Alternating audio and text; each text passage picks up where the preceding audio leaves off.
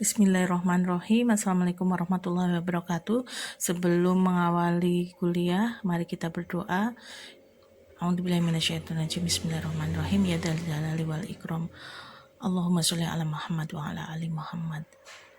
Allahumma ini as'aluka ilman nafi'an wa rizqan thayyiban wa amalan muntaqabbalan. Allahumma firli wa li walidayya warhamhuma kama rabbayani shaghira. Rabbana atina fid dunya hasanah wa fil akhirati hasanah wa qina adzabannar. Amin. Ya, adik-adik, di blog asuransi ini kita akan berbicara, belajar, mengingat kembali ya, sharing tentang harta dalam Islam. Harta dalam Islam ini harus dipergunakan sebagai seorang mukmin untuk penghambaan kepada Allah. Jadi wasilah kepada Allah. Jadi bukan hanya untuk kesenangan dunia semata. Dan di asuransi ini adik-adik perlu mengetahui asuransi mana yang harus dipilih ya. Kalau kita muslim maka sangat disarankan adalah asuransi syariah, di mana ada sifat prinsip takafuli sehingga ada ta'awun, saling tolong menolong, dan albiri wa taqwa. Jadi saling untuk menginikan ke takwa ya, jadi meningkatkan ketakwaan kita. Kemudian hal itu seperti Rasulullah gambarkan bahwa satu muslim dengan lainnya adalah seperti mukmin satu dengan mukmin lain itu seperti satu bangunan, dan beliau menganalogikan jari-jari beliau. Kemudian di Quran surat Al-Baqarah 267 sudah diingatkan oleh Allah bahwa hai orang-orang yang beriman, nafkahkanlah hartamu di jalan Allah sebagian dari hasil usahamu yang baik.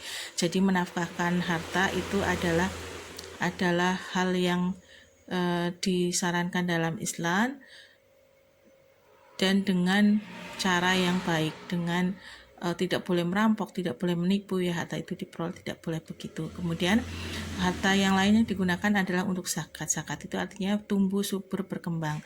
Kemudian Al-Baqarah ayat 276 ini sudah zakat itu untuk memusnahkan riba dan menyuburkan sedekah.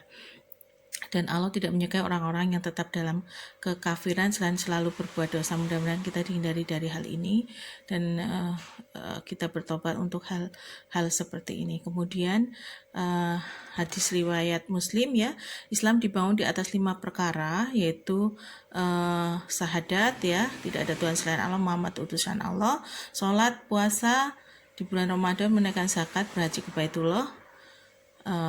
Ini ada hadis riwayat Muslim. Kemudian urutan penerima zakat siapa saja ada di Quran surat atau ayat 60, yaitu ada fukoro, masakin, amil, mu'alaf ya, rikob, horimin, sabilillah, dan ibnu sabil. Nanti keterangannya ada bisa baca. Jadi kalau horimin itu orang yang memiliki tanggungan, fukoro itu yang tidak punya harta benda sama sekali, masakin itu punya harta tapi tidak mencukupi ya, amil itu yang menerima zakat, mu'alaf itu yang baru memeluk Islam dan lemah ya, misalkan dia lemah dalam ekonomi ya, jadi harus dikuatkan seorang muslim mu'alaf itu. Kemudian sabilillah ya, berjalan orang yang berperan di jalan Allah, dan ibnu sabil yang dalam perjalanan. Kemudian infak juga ada di Quran surat 35 ayat 29.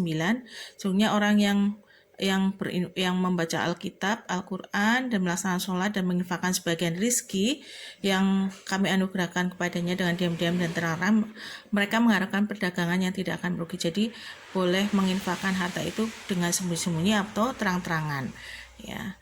Kemudian orang yang menafkahkan hartanya baik di waktu yang lapang maupun sempit, dan orang yang menahan amarahnya, memaafkan kesalahan orang lain, Allah menyukai orang yang berbuat kebajikan. Jadi dalam lapang maupun sempit Allah sarankan, sudah Allah berikan informasi kepada kita untuk menafkahkan harta kita dengan cara yang baik di jalan Allah. Jadi perumpamaan nafkah yang dikeluarkan oleh orang-orang yang menafkahkan hartanya di jalan Allah itu seperti sebutir benih yang menumbuhkan 7 bulir, pada tiap-tiap bulir 100 biji, dan Allah melipat gandakannya.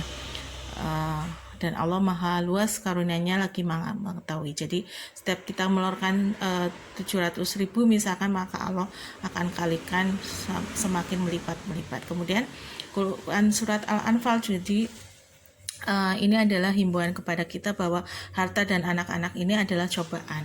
Kemudian bagaimana manajemen harta kita juga dengan wakaf ya. Wakaf itu artinya berdiam, ada di Quran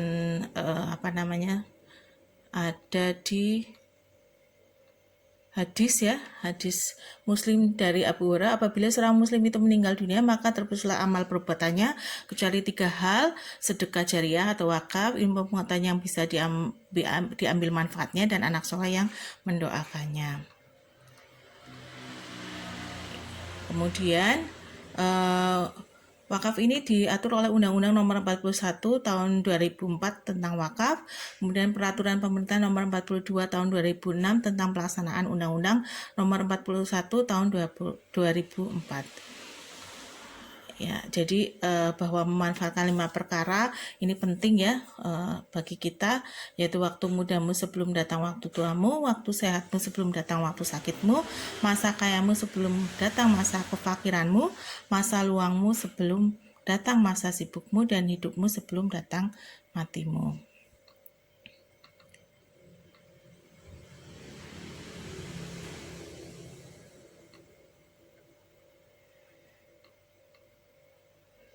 Ya, di Quran Surat An-Anfal juga sudah disebutkan bahwa tadi ya, bahwa cobaan harta itu, kemudian ambillah zakat dari sebagian harta mereka, dengan zakat itu kamu membersihkan dan mensucikan mereka, dan mendoalah untuk mereka, sesungguhnya doa kamu itu menjadi ketentraman jiwa bagi mereka. Ini di Quran Surat At-Taubah ayat 103, dan Allah Maha mendengar lagi Maha mengetahui, bahwasanya